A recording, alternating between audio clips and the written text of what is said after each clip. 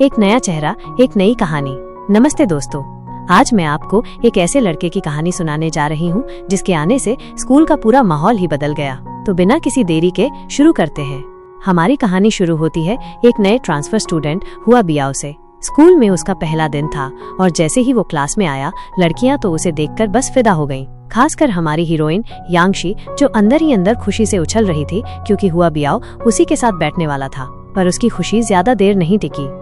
धम की आवाज के साथ एक स्टील की रॉड जमीन पर गिरी और पूरे क्लास की नजरें हुआ बियाओ पर टिक गईं। सबको लगा कि ये कोई आवारा बदमाश है, क्योंकि भला कौन शरीफ बच्चा अपने साथ लोहे की रॉड लेकर घूमता है। पर दोस्तों, किसी ने सोचा भी नहीं था कि ये लड़का, जिसे सब गुंडा समझ रहे थे, वही पूरे स्कूल में शांति वापस लाएगा।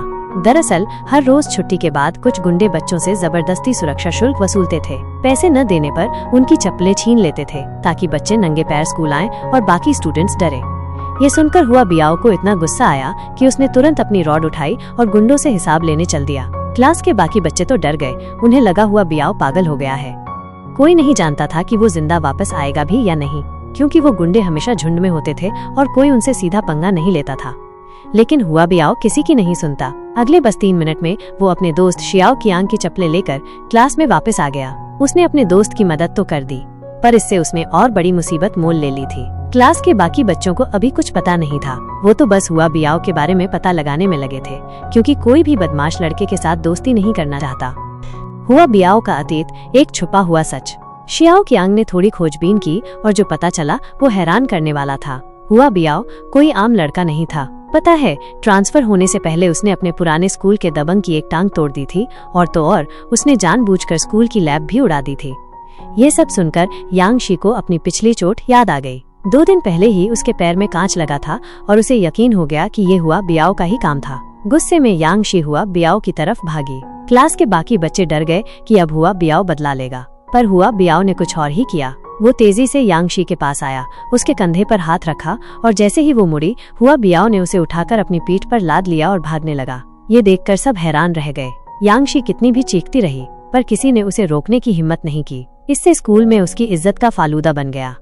यांगशी ने बदला लेने के लिए जब डॉक्टर उसके पैर पर पट्टी बदल रहे थे, तो उसने हुआ बियाओ की बाह पर जोर से काट लिया। उसे लगा बदला पूरा हो गया। पर अगले ही दिन स्कूल के बाद वही गुंडे यांगशी को एक गली में घेर लेते हैं। तभी खतरे के वक्त आसमान से एक सेब आता है।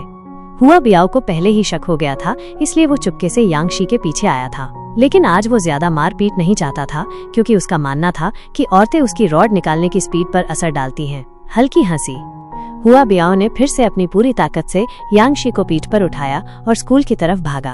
हुआ बियाओ के इस मजाक उड़ाने वाले व्यवहार से यांगशी का गुस्सा और बढ़ गया। उसे हुआ बियाओ को सबक सिखाने का एक शानदार आइडिया आया। उसने जाकर उन 13 अंगरक्षकों को हुआ बियाओ के नाम पर एक चुनौती का लेटर दिया, जिसमें लिखा था, मैं 10 को मारूंगा। गुंडों को गुस्सा करते देख यांगशी अंदर ही अंदर मुस्कुरा रही थी, पर उसे नहीं पता था कि उसके इस जल्दबाजी के फैसले से हुआ बियाओ की जान पर बनाएगी। उसने अपनी दोस्त से मिलने की जगह बताई। हुआ बियाओ, 13 अंगरक्षकों ने तुम्हें शाम 5 बजे शिंगसिंग घोस्ट एवेन्यू पर मिलने के लिए बुलाया है। वो तुम्हारी 2 टांगे तोड़ देंगे और तुम्हें 5 शब्द भी भेजे हैं। इंटरनेट कैफे मत जाना। ये सुनकर हुआ बियाओ जोर से हंसने लगा। उसे लगा, लड़ाई में मैं बचपन से कभी नहीं हारा हूँ, ये कुछ गुंडे मेरे लिए क्या हैं, और तुरंत क्लास से भागा। प्रिंसिपल ने ये सब सुन लिया और गैंग फाइट्स का खतरा जानकर उन्होंने तुरंत टीचर्स को घटनास्थल पर पहुंचने को कहा। पर जब वे वहां पहुंचे तो बहुत देर हो चुकी थी। जमीन पर टूटे हुए कांच और खून की बूंदें थीं। शियाओ कियांग की मदद से सब अस्पताल भागे, पर 10 से ज्यादा कमरे देखने के बाद भी हुआ बियाओ कहीं नहीं मिला। यांगशी को बहुत पछतावा हुआ। उसे लगा उसकी जिद की वजह से हुआ बियाओ खतरे में पड़ गया। उसे लगा शायद उसने हुआ बियाओ को मरवा दिया। वो चाहती थी कि काश वो खुद उस जगह जाती, पर जब वो लगभग उम्मीद छोड़ चुकी थी, तभी पीछे का पर्दा धीरे से खुला और हुआ बियाओ का चेहरा फिर से उसके सामने था। यांगशी की जान में जान आई। हुआ बियाओ ने पूछा, क्या तुम मेरी चिंता कर रही थी? उसे बस थोड़ी सी चोट लगी थी। पर अजीब बात ये थी कि 13 अंगरक्षक भी उसके बगल में खड़े थे, जैसे उन्होंने ही हुआ बियाओ को अस्पताल पहुंचाया हो। तो आखिर 1 घंटे पहले उनके बीच क्या हुआ था? छुपी हुई प्रतिभा। हुआ बियाओ एक जीनियस। हुआ बियाओ, जिसे सब आवारा समझते थे, उसे टीचर ने मॉनिटर बना दिया। इस पर क्लास में हंगामा हो गया। सबने कहा, हुआ बियाओ तो बस लड़ता है, उसने कभी पढ़ाई नहीं की, और मॉनिटर तो सबसे अच्छे नंबर वाले बच्चे को बनना चाहिए। पर टीचर को पता था कि बच्चे ऐसा ही रिएक्ट करेंगे। उन्होंने तुरंत एक मुश्किल हाउकाउ लेवल का सवाल ब्लैक बोर्ड पर लिखा। उन्होंने कहा, जो भी 3 मिनट में इसे हल कर देगा वही नया मॉनिटर होगा। सवाल देखकर सब घबरा गए। ये साफ तौर पर सिलेबस से बाहर का था।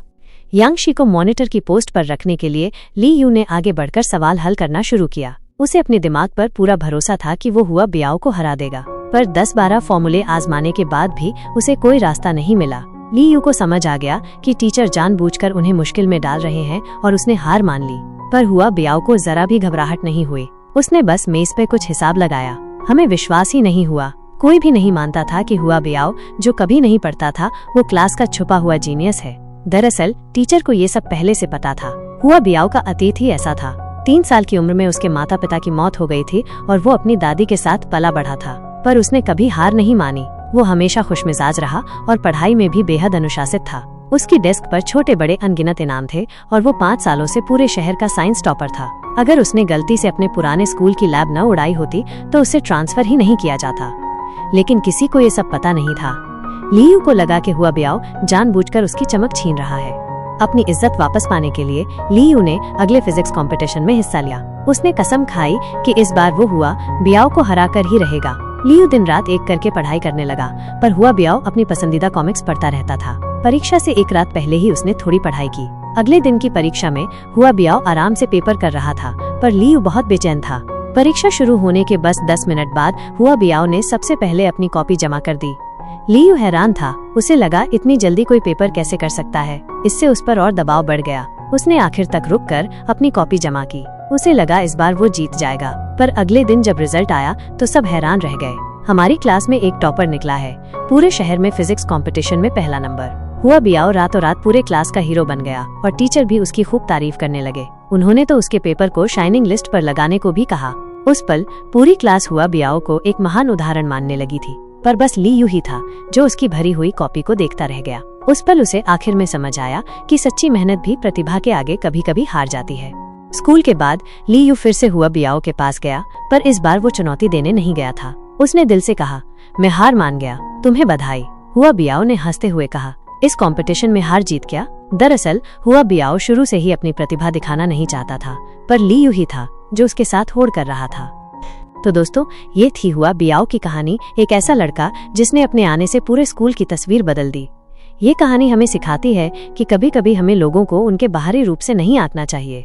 हो सकता है जिसके बारे में आप सबसे कम उम्मीद कर रही हो वही सबसे बड़ा सरप्राइज बन जाए। आपको ये कहानी कैसी लगी? कमेंट्स में जरूर बताइएगा।